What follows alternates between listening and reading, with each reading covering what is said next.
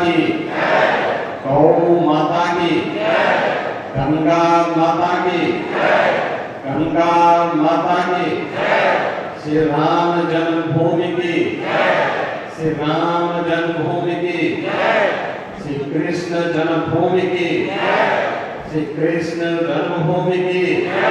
नमः पार्वती पतिये हर हर।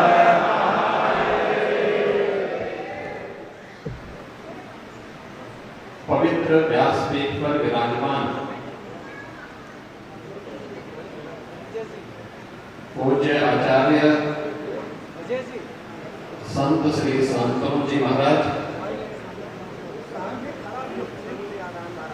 मंच पर विराजमान और इस सभागार में उपस्थित सभी हमारे पूज्य संतजन,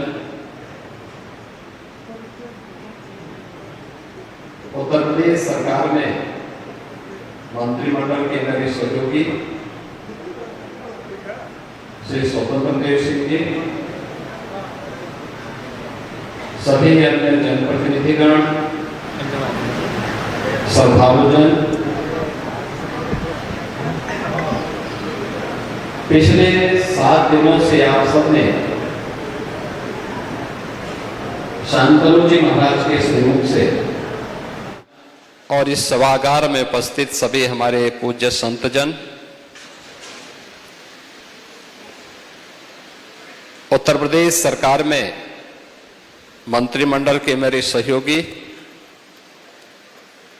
श्री स्वतंत्र देव सिंह जी, सभी अन्य जनप्रतिनिधिगण, श्रद्धालुजन, पिछले 7 दिनों से आप सबने शांतनु जी महाराज के श्रीमुख से शिवावतार भगवान गोरक्षनाथ की इस पावन धरा पर मर्यादा पुरुषोत्तम प्रभु श्री राम की इस पावन कथा का श्रवण का आनंद लिया है। मुझे बहुत अच्छा लगा कि पिछले 7 दिनों की इस पावन कथा को बड़ी श्रद्धा के साथ आपने श्रवण किया और उसमें भी मुझे बहुत अच्छा लगा कि इन 7 दिन कालीबाड़ी के मोहन जी इस कथा में यहां उपस्थित रहे।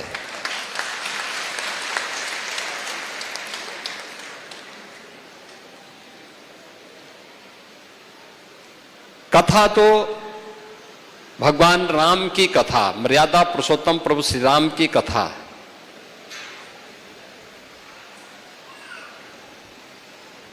इस ब्रह्मांड में सदैव गूंजायमान रहती है। हरि अनंत, हरि कथा अनंता।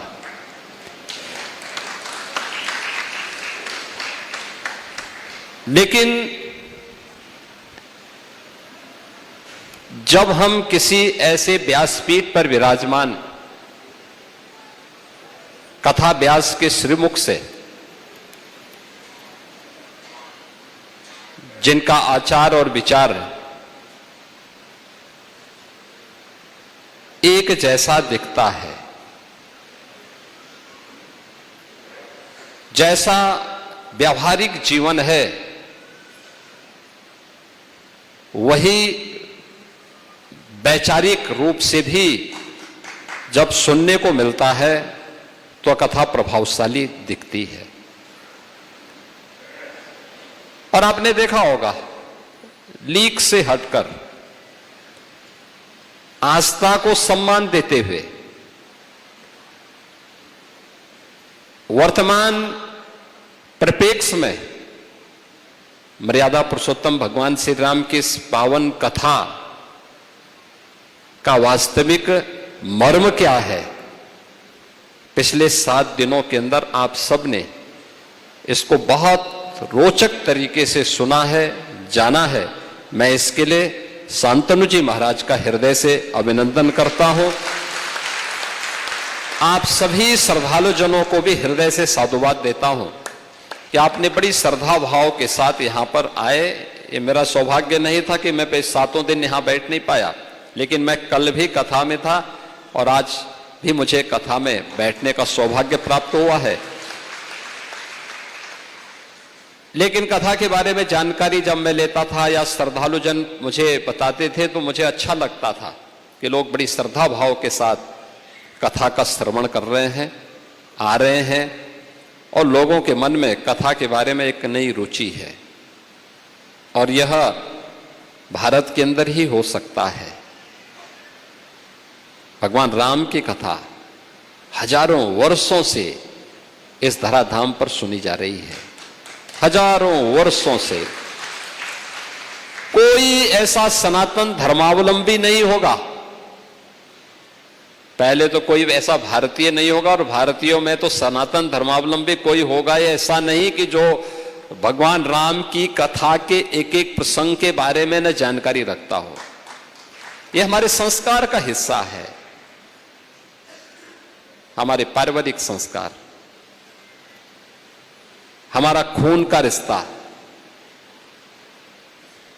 यही हमें बताता है। अब क्या होने जा रहा है सबको पता है, लेकिन कथा के प्रसंग को वर्तमान परिप्रेक्ष्य में रखते हुए कैसे हम प्रभावी बना सकते हैं, जो आज की वर्तमान पीढ़ी का वह मार्गदर्शन कर सके। और वह कथा आपने पिछले 7 दिनों में यहां पर आचार्य श्री के मुंह से सुना है, उनके श्रीमुख से सुनने का आनंद आपको प्राप्त हुआ है, सौभाग्य आपको प्राप्त हुआ है श्रवण करने का। और आज ये कथा यहां पर तात्कालिक रूप से विराम ले रही है। प्रसंग जहां तक छोटा है, अगले वर्ष फिर इसके आगे के प्रसंग इसमें आएंगे।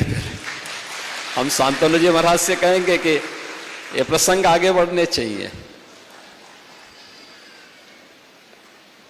और आज की तिथि और भी हम सबके लिए गौरवशाली क्षण है। आज गुरु पूर्णिमा भी है। गुरु के प्रति अपनी कृतज्ञता ज्ञापित करने का अवसर है।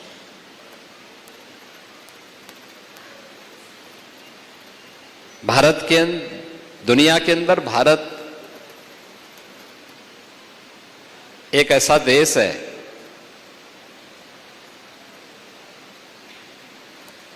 जिसने दुनिया को कृतज्ञता ज्ञापित करना सिखाया है।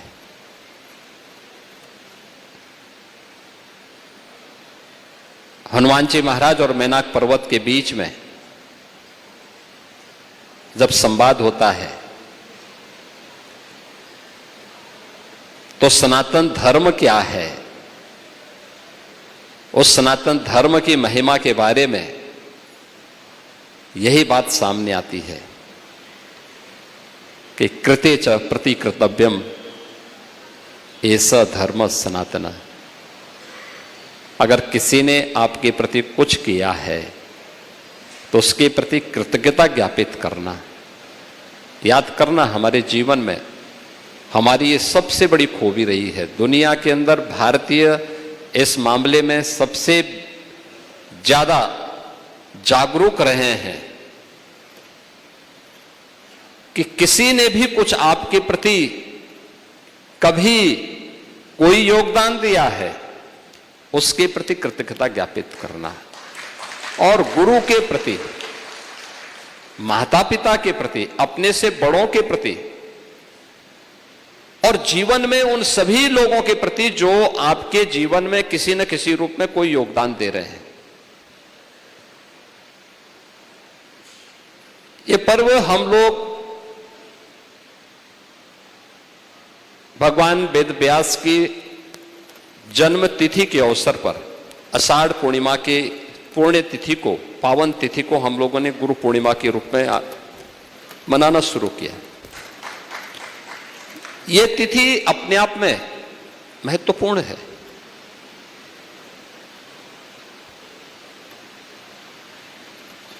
आप देखते होंगे, अक्सर सुनते होंगे, हम भारतियों पे लोग एक आक्षेप लगाते हैं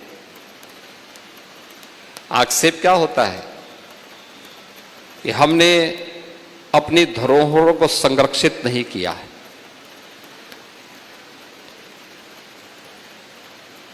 हमें विज्ञान के बारे में जानकारी नहीं, हमें आधुनिक ज्ञान की जानकारी नहीं, हम तथ्यों को तोड़ मरोड़ करके प्रस्तुत करने के आदी हैं और तमाम प्रकार के वितंडावाद के माध्यम से हम भारतीयों को बदनाम करने का प्रयास होता है। लेकिन ऐसा सच नहीं है। हमने तर्क वितर्क उनके साथ नहीं किया। याद करिए, दुनिया के अंदर जो सबसे प्राचीन ग्रंथ है, आज दुनिया भी मानती है, वह वेद है, ऋग्वेद है। दुनिया जब अंधकार में जी रही थी, तब भारत के अंदर वेदों की ऋचाएं रची जा रही थी।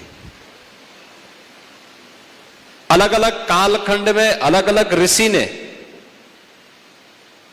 याद करना, अलग अलग कालखंड में अलग अलग ऋषि ने चेतना के अपने विस्तार के माध्यम से ब्रह्मांड के उन रहस्यों को उन ऋचाओं के माध्यम से उद्घाटन किया। अपनी ऋचाओं के माध्यम से उन्होंने उन्हें आने वाली पीढ़ी के लिए दिया। लेकिन श्रवण परंपरा थी, उस परंपरा को पहली बार संहिताबद्ध करके अलग अलग भागों में अलग अलग वेदों के माध्यम से भगवान वेद व्यास ने जो उपकार सनातन धर्मावलंबियों पर और मानव जाति पर किया, उसके प्रति कृतज्ञता ज्ञापित करने का एक अवसर भी है। ज्ञान की इस धरोहर को जहां तक अभी दुनिया पहुंच नहीं पाई है, अभी तो दुनिया भौतिक विज्ञान पर शोध कर रही है, अभी तो वह उसी पर आगे काम कर रही है। चेतन मन से ही शोध हो रहा है। अभी अवचेतन और अचेतन मन की तरफ वो पहुंचा ही नहीं है। चेतना के विस्तार को जब अब उन ब्रह्मांड के रहस्यों को सुलझाने के लिए जाएगा, वैदिक सूत्र उस समय उसका मार्गदर्शन करेंगे। और ये हमारी धरोहर है, इसको एक साथ सजोने का काम अलग अलग कालखंड में अलग अलग ऋषियों की मंडली ने अलग अलग समय में किया। वे सब कुछ आज भी हमारे सामने है। वेद भी आपके पास है, वे स्थल भी आपके पास है। आप नैमिषारण्य में कभी जाएंगे, नैमिषारण्य में आज से 3500 वर्ष पहले हजारों ऋषियों की एक पंचायत होती है, एक सेमिनार होता है भारत की इस ज्ञान की परंपरा को लेकर के, पुराणों की रचना को लेकर के, उसकी भाषा शैली को लेकर के, उसके विषय को लेकर के हमने नैमिषारण्य को विस्मृत कर दिया।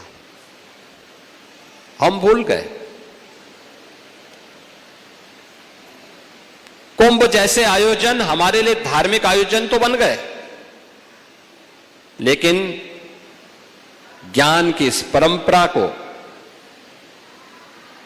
विमर्श का माध्यम बनाने का जो एक महत्वपूर्ण स्थल होने चाहिए थे, कहीं ना कहीं उसमें भटकाव सा दिखने को मिला।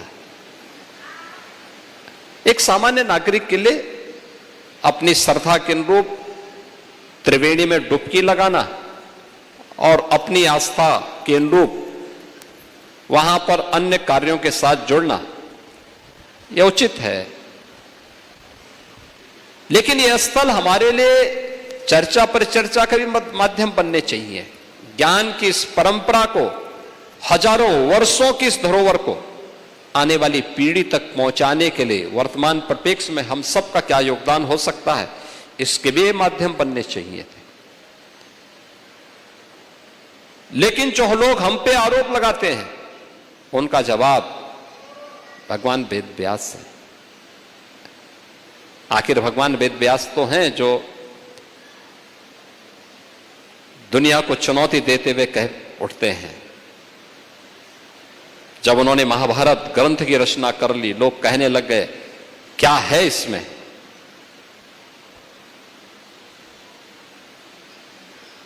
तो उन्होंने ही कहा था कि धर्म, अर्थ, काम और मोक्ष जो ये चार मानवीय पुरुषार्थ हैं, इनसे संबंधित जो कुछ भी दुनिया में होगा वो सब इसमें पहले से है, और जो इसमें नहीं है वो दुनिया में कहीं भी नहीं मिलेगा। ये केवल भारत का ऋषि ही ये दावा कर सकता है। आप मुझे बताइए, आज के दिन पर किसी वैज्ञानिक ने शोध किया होता और इस प्रकार की विशिष्ट कृति लिखी होती तो उसने पेटेंट कर दिया होता, जिससे कोई दूसरा उस पर कब्जा न करने पाए। हमने कभी पेटेंट नहीं किया, हमने तो सबके लिए सुलभ बना दिया, सबके लिए सुलभ बना दिया।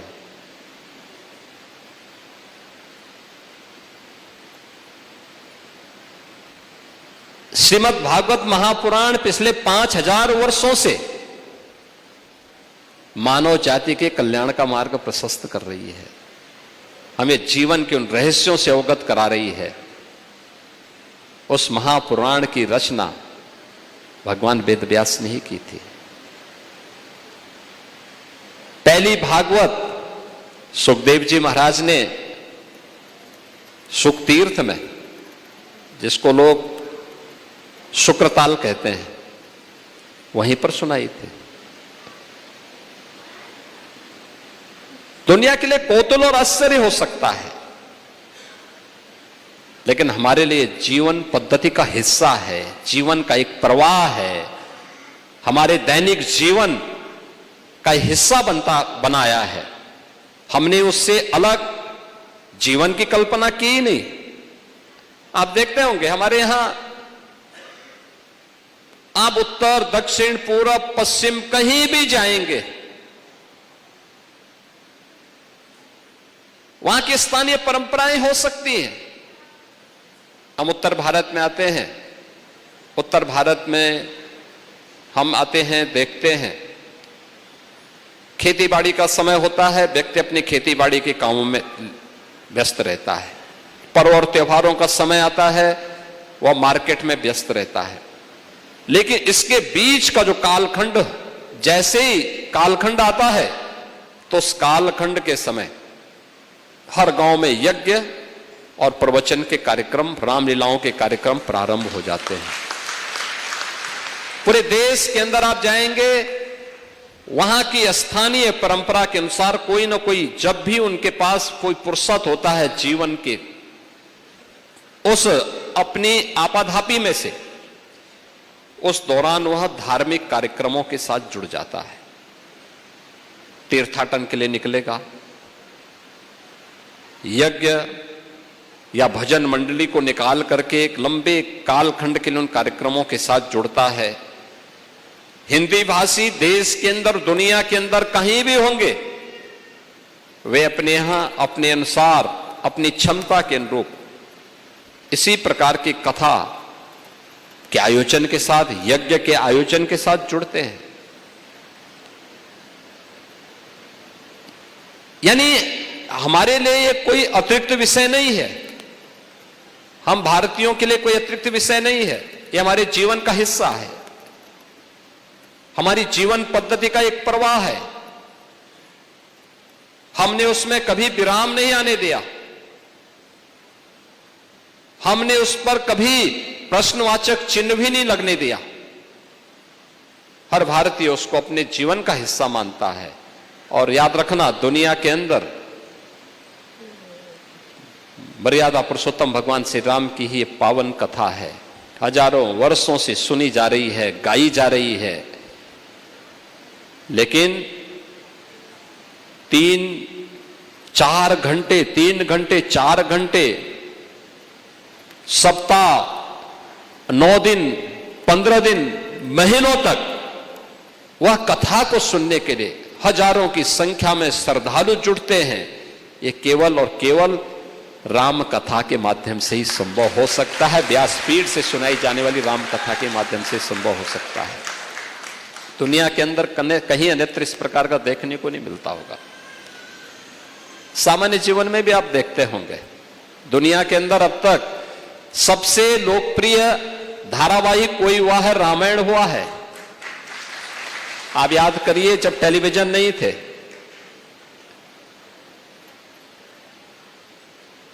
जब डिजिटल माध्यम नहीं था, 66 करोड़ लोग उस समय, यानी भारत की कुल आबादी उस समय 100 करोड़ थी। 100 करोड़ में से 50 करोड़ लोगों के पास भी टेलीविजन की सुविधा नहीं थी, यानी देखने की सुविधा नहीं थी। और उस समय 66 करोड़ लोगों ने भारत और दुनिया में रामायण सीरियल देखा था। ये केवल यहीं पे हो सकता है। कोरोना कालखंड में जब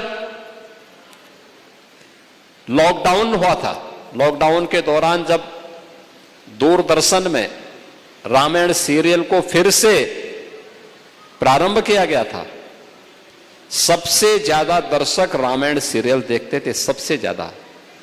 सारे अन्य टेलीविजन एक प्रकार से बंदी की तरफ जा रहे थे। अगर वो रामायण सीरियल ज्यादा दिन चल लेता तो अन्य के सामने समस्या खड़ी हो गई होती। यानी ये चीजें दिखाती है कि हम भारतीयों के संस्कार का हिस्सा है। राम और कृष्ण के बगैर, शंकर के बगैर भारत का पत्ता भी नहीं हिल सकता है। हमने इसे अपने जीवन पद्धति का हिस्सा माना है और इसीलिए हो सकता है कि डॉक्टर लोहिया की वर्तमान के चेले न मानते हों, लेकिन डॉक्टर लोहिया ने एक बात कही थी। एक बार उनसे पूछा गया था, भारत जब आजाद हुआ, आजाद भारत के अंदर डॉक्टर लोहिया प्रखर समाजवादी थे।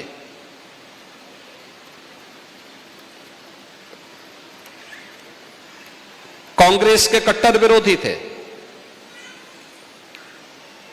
स्वतंत्रता संग्राम सेनानी भी थे।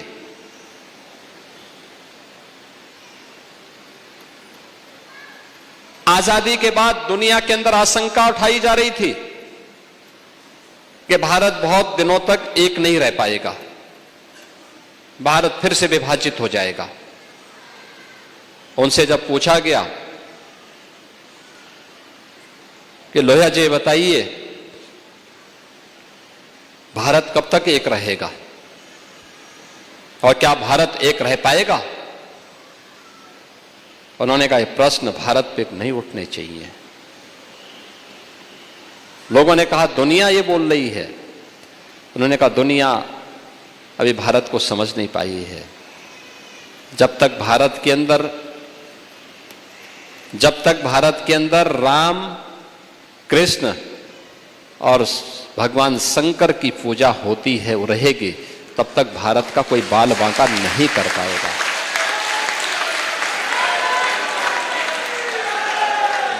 दुनिया की कोई माई का लाल भारत का बाल बांका नहीं कर पाएगा। और यह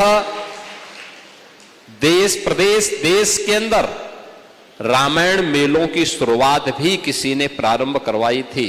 याद रखना, संत तुलसीदास जी ने रामलीलाओं का प्रचलन उत्तर भारत में करवाया था, रामलीलाओं का।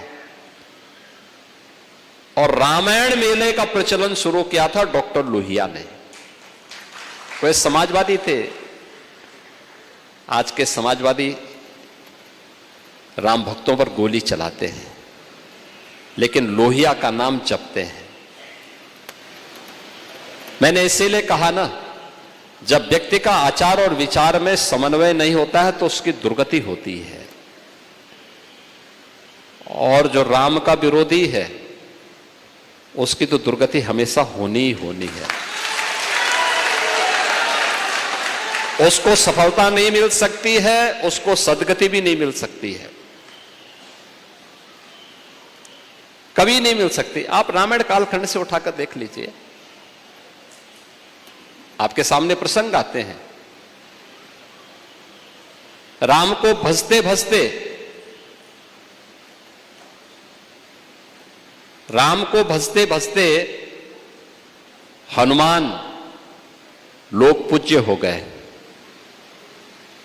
हनुमान कहां पैदा हुए, कौन सी योनि में पैदा हुए,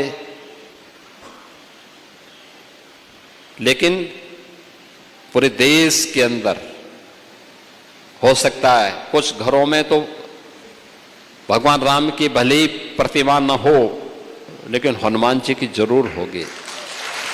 एक मैं देखता हूं अनपढ़ से अनपढ़ व्यक्ति भी हनुमान चालीसा जान जाता है, वो याद करता हनुमान चालीसा। और एक उच्च कुल में पैदा होने के बावजूद भी रामद्रोही बनने पर मारीच की क्या दुर्गति हुई थी, यह भी हर व्यक्ति जानता है। यानी राम के साथ जो दुर्गति करता है, राम के साथ जो द्रोह करता है, उसकी दुर्गति तय है। मनुष्य के रूप में मारीच जन्म लेता है और पशु के रूप में मारा जाता है। आपने देखा होगा उसकी दुर्गति को, जन्म लेता है मनुष्य के रूप में, लेकिन मारा जाता है पशु के रूप में। इसलिए हमें अपने जीवन में याद रखना होगा, हमारी आस्था के प्रतीक, ये जितने भी आस्था के प्रतीक हैं, ये हमारी विरासत है, हमारी धरोहर है, ये हमारी उन्नति के प्रतीक हैं, ये हमारी सुसभ्य और संस्कृति की उत्कृष्टता के प्रतीक भी हैं। इनका संरक्षण करना, इनके उन्नयन में योगदान देना, ये हर भारतीय का दायित्व होना चाहिए। मुझे बहुत अच्छा लगा, मैं एक दिन एक बात देख रहा था,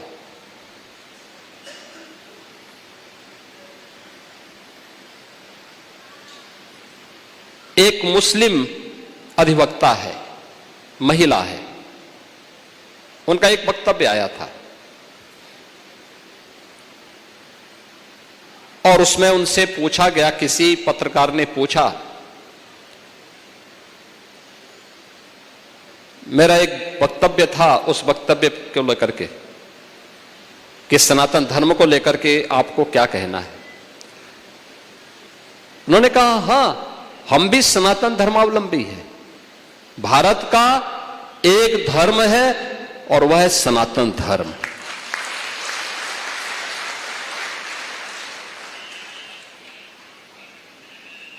उसने कहा, हमारी उपासना विधि इस्लाम है, लेकिन धर्म सनातन धर्म है।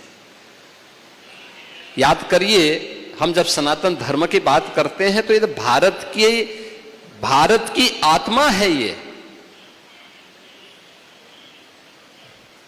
धर्म और पंथ में, धर्म और मजहब में, धर्म और रिलीजन में, धर्म और सेक्ट में हमें अंतर महसूस कराना पड़ेगा लोगों को। ये उपासना विधि मात्र नहीं है, ये तो जीवन जीने की एक पद्धति है, एक जीवन पद्धति है। इसमें अनेक उपासना विधियां हैं। उन उपासना विधियों को मिलकर के सनातन धर्म उत्तर से दक्षिण, पूरब से पश्चिम, संपूर्ण भारत को एक करके लेके चलता है। और इसके प्रतीक हैं देवादिदेव महादेव, भगवान शिव, भगवान शंकर। इसके प्रतीक हैं मर्यादा पुरुषोत्तम प्रभु श्री राम। इसके प्रतीक हैं वृंदावन बिहारी लाल श्री कृष्ण। ये सभी उसके प्रतीक हैं। हमारी पावन नदियां, कल मुझे बहुत अच्छा लगा, हम लोगों ने उत्तर प्रदेश में एक आदरणीय प्रधानमंत्री जी की प्रेरणा से एक अभियान प्रारंभ किया था, एक पेड़ मां के नाम। एक पेड़ लगाओ, हर व्यक्ति से हम लोगों ने कहा था। 37 करोड़ वृक्षारोपण एक दिन में उत्तर प्रदेश के अंदर हुआ, 37 करोड़ 21 लाख। और लक्ष्य रखा गया था कि 2 स्थानों को इसके लिए केंद्रित करिए। एक, नदी पुनरुद्धार के कार्यक्रम के साथ जुड़ना होगा, और मुझे लगता है हम सबको अपने जीवन का ध्येय बनाना होगा। याद रखना, हमारी नदियां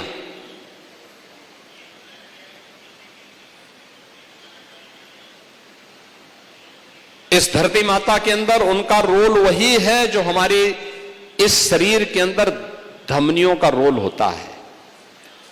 रक्त वाहिनियां जो धमनियां हैं, जो रोल उनका होता है, जैसे पूरे शरीर के अंदर अगर धमनियों में कहीं चोट लग जाती है, रक्त बाधित हो जाता है, शरीर में स्वेलिंग आती है, शरीर में भारी कष्ट होता है, और कभी कभी व्यक्ति और समय काल के गाल में भी समाता है।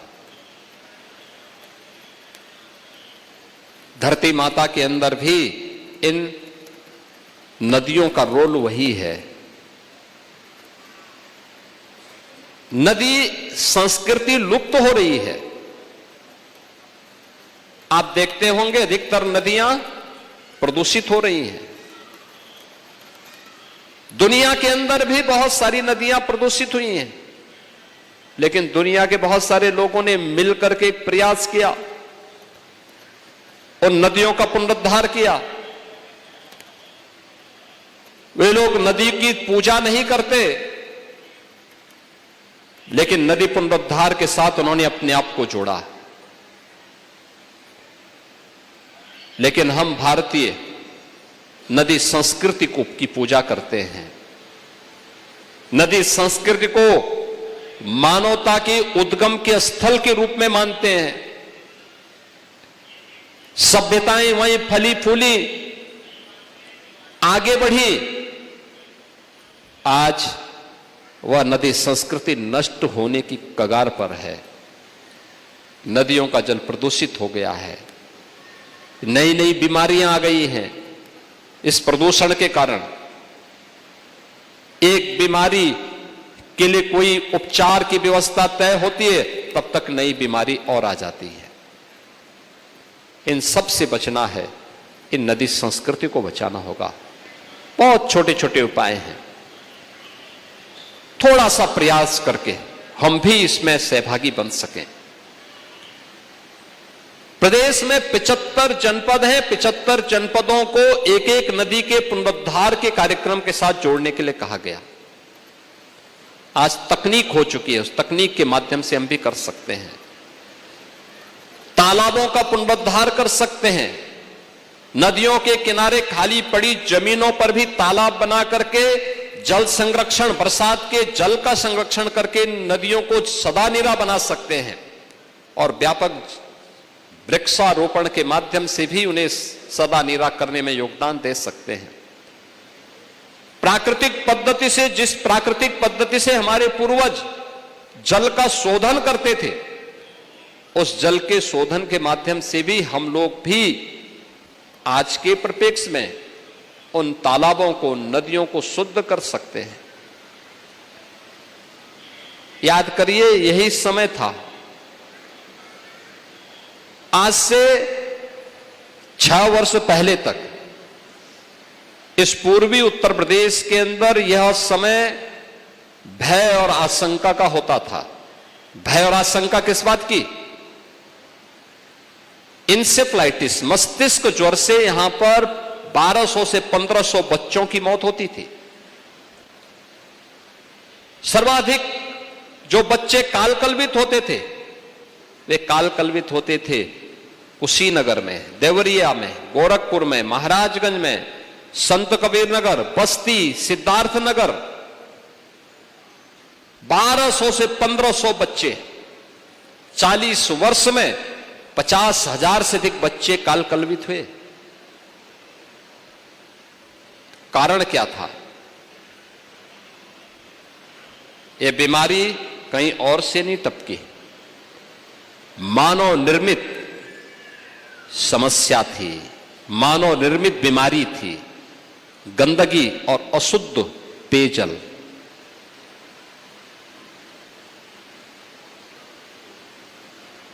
जैसे ही हर घर में शौचालय बने और शुद्ध पेयजल की व्यवस्था की गई, परिणाम क्या रहा?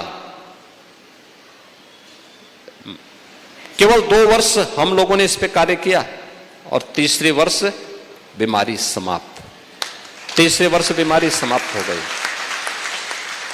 आप याद करिए, ये वही बच्चे हैं, इनमें से जीवन के अलग अलग क्षेत्र में इनकी ऊर्जा का, इनकी प्रतिभा का लाभ ये देश लेगा, ये समाज लेगा, ये प्रदेश लेगा। पहले असमय कालकलवित होता था, एक बीमारी की चपेट में आता था, आज बच गया है। और इसलिए नदी संस्कृति को बचाना, हर नदी के पुनरुद्धार के साथ जुड़ना, नदी सदा नीरा रहे इसके लिए व्यापक वृक्षारोपण और नदी के खाली जमीनों पर तालाबों को खुदवा करके जल संरक्षण के कार्यक्रम को उसके साथ जोड़ना, जिससे नदियां सदा नीरा बनी रहे। दूसरा, व्यापक पैमाने पे जहां भी खाली जमीन है, खाली भूमि हो, ग्राम पंचायत की होगी, सड़कों के किनारे जहां ज्यादा चौड़ा करने की आवश्यकता नहीं, 4 लेन के बाद अगर खाली जमीन है, पेड़ लगा लीजिए। आपके खेत के मेंढ होंगे, खाली पड़ा रहता है, उसमें भी पेड़ लगा लीजिए। कहीं ग्राम पंचायत की भूमि है, उस पे पेड़ लगा लीजिए। सड़क का मीडियन पड़ता है, खाली है, उसमें फूल लगा लीजिए। अच्छे अस्थाई फूलों की एक श्रृंखला खड़ी कर सकते हैं। एक व्यापक पैमाने पे आप अगर इस कार्यक्रम के साथ जुड़ते हैं, फॉरेस्ट कवर अगर आपका बढ़ेगा। याद करिए, अभी भी हम पीछे हैं। देश का हर 16-17वां व्यक्ति उत्तर प्रदेश में निवास करता है, लेकिन वन आच्छादन हमारा अभी केवल 10% है। आबादी 16 से 17%, लेकिन वन आच्छादन केवल 10% है हमारा। ये अलार्मिंग की तरफ हम जा रहे थे। अब तो हम लोगों ने पिछले 9 वर्ष के अंदर उत्तर प्रदेश के अंदर हम लोगों ने अब तक 241 करोड़ वृक्षारोपण के कार्यक्रम को आगे बढ़ाया है। वन आच्छादन हमारा 10% तक तो पहुंचा है। ये अब आगे बढ़ रहा है। मेरा मानना है ये लगातार आगे बढ़ेगा, लेकिन हमारा प्रयास होना चाहिए। आप देखते होंगे, आप दिल्ली और उसके अगल बगल के क्षेत्र में एनसीआर में जाते होंगे, नेशनल रीजन जो कैपिटल रीजन है, उसमें आप देखते होंगे नवंबर से लेकर फरवरी के बीच में श्वास लेने का खतरा हो जाता है। श्वास नहीं लोग ले पाते। स्मॉग, इसके कारण कितना खराब स्थिति पैदा होती है। लोग कहते हैं कि साहब जो श्वास के रोगी हैं उनको दिल्ली से बाहर करो, शिफ्ट करो। बुजुर्गों के लिए उस समय हेल्थ इमरजेंसी लागू की जाती है। हेल्थ इमरजेंसी कि बुजुर्ग बाहर ना निकले। महिलाओं को कहा जाता आप घर के बाहर मत निकलिए। बच्चों को कहा जाता स्कूल कॉलेजेस बंद कर दो। कहां हम जी रहे हैं? कैसा विकास हमें चाहिए? यानी स्वास्थ्य की कीमत पर विकास। तकनीक हो गई है, इस तकनीक का इस्तेमाल करते हम इस विकास को बेहतर स्वरूप दे सकते हैं, और उसमें एक माध्यम हो सकता है वृक्षारोपण करके। जहां भी खाली जमीन देखो, एक पेड़ लगा लो। कुपोषित परिवार है, गरीब परिवार है, सहजन का पेड़ लगा लो उसके घर में। सहजन का साग भी खाएगा वो तो कुपोषण दूर करेगा। सहजन की फली खाएगा, उसकी सब्जी खाएगा, उसका सूप पिएगा, कुपोषण दूर करने में योगदान देगा। कुछ तो योगदान देना पड़ेगा। और मुझे अच्छा लगा कि कल प्रातः 7 बजे से लेकर सायंकाल 7 बजे तक 37 करोड़ से अधिक वृक्षारोपण के लक्ष्य को उत्तर प्रदेश वासियों ने उत्तर प्रदेश के अंदर लगा करके इस कीर्तिमान को स्थापित करने में अपना योगदान दिया है। यह क्रम निरंतर आगे बढ़ते रहना चाहिए। नदी के पुनरुद्धार का कार्य हो। आप मुझे बताइए, अगर नदी गंगा मैया नहीं होती तो प्रयागराज में महाकुंभ की सफलता क्या इस रूप में होती? क्या महाकुंभ इस सफलता के साथ आगे बढ़ पाता? जो आता था, मैं देखता था बहुत सारे यूट्यूबर्स ऐसे थे जो केवल हम भड़काने के लिए गए हुए थे। देश भर से और दुनिया भर से श्रद्धालु जन आए थे। सनातन धर्मावलंबी दुनिया के अंदर जहां कहीं भी था, वह एक बार हिंदुस्तान की तरफ उसका रुख था और हिंदुस्तान में प्रयागराज की ओर उनका रुख था। जब ज्यादा भीड़ होती थी तो उनको कुछ पैदल चलना पड़ता था, 5 किलोमीटर, 7 किलोमीटर, कभी कभी 10 किलोमीटर तक। तो यूट्यूबर्स जाते थे उनको चिढ़ाने के लिए कि आपको पैदल चलना पड़ रहा हो। कहते हैं भी हम तो त्रिवेणी में स्नान करना है, संगम में स्नान करना है। और कहते हैं लेकिन व्यवस्था नहीं की गई। उन्होंने कहा कि जो हम जिस सड़क पे चल रहे हैं, क्या ये व्यवस्था का हिस्सा नहीं है क्या? जिस संगम में हमें स्नान करना है, क्या वो व्यवस्था का हिस्सा नहीं है क्या? और कहते हैं अरे फिर भी कोई व्यवस्था तो होनी चाहिए थी। कहना भी चल मैं रहा हूं, परेशानी तुम्हें क्यों हो रही है? यानी ये जवाब होता था उन श्रद्धालुओं का, और एकदम सटीक जवाब होता था कि नकारात्मकता समस्या का समाधान नहीं हो सकता है। कुछ लोग केवल नकारात्मकता के माध्यम से माहौल खराब करना चाहते हैं। देश के अंदर उस प्रकार का वातावरण बनाना चाहते हैं। आज हम सबको इस बात पर गौरव की अनुभूति होनी चाहिए कि आज भारत एक बार फिर से विरासत और विकास के जिस नए कार्यक्रम के साथ आगे बढ़ा है, यह कार्यक्रम दुनिया के अंदर हम सब को एक नई ऊंचाइयां प्रदान करेगा। हम सब इस परंपरा के अनुगामी बने, कुछ विशिष्ट करने के आदी बने। कुछ नयापन हमारे जीवन में आना चाहिए, कुछ तो नयापन होना चाहिए। अगर हम कुछ कर पाएंगे, अवश्य इसका लाभ मिलेगा। आज के इस अवसर पर महायोगी गुरु गोरक्षनाथ की पावन पीठ है, और मुझे बहुत अच्छा लगा कि पिछले 7 दिनों तक आप सब ने यहाँ पे आचार्य श्री के श्रीमुख से मर्यादा पुरुषोत्तम भगवान श्री राम के इस पावन कथा के श्रवण का आनंद लिया। और आज गुरु पूर्णिमा के अवसर पर आप सभी लोग यहाँ पर एकत्र हुए हैं। मैं इस अवसर पर एक बार फिर से आचार्य शांतनु जी महाराज और उनकी पूरी टीम को हृदय से साधुवाद देता हूं। इस पावन कथा को गोरखपुर वासियों को श्रवण कराने का आनंद प्राप्त कराने के लिए, और गुरु पूर्णिमा के अवसर पर आप सभी यहां पर उपस्थित हुए हैं। मैं इस अवसर पर आप सबको हृदय से बधाई देता हूं, पूरे प्रदेश वासियों को बधाई देता हूं, अपनी शुभकामनाएं देता हूं, और विश्वास करता हूं कि गुरु मूर्तियों की प्रेरणा से हम सब अपने जीवन लक्ष्यों को प्राप्त करेंगे। आप सबके प्रति मेरी मंगलमय शुभकामनाएं हैं। धन्यवाद। ओम शांति।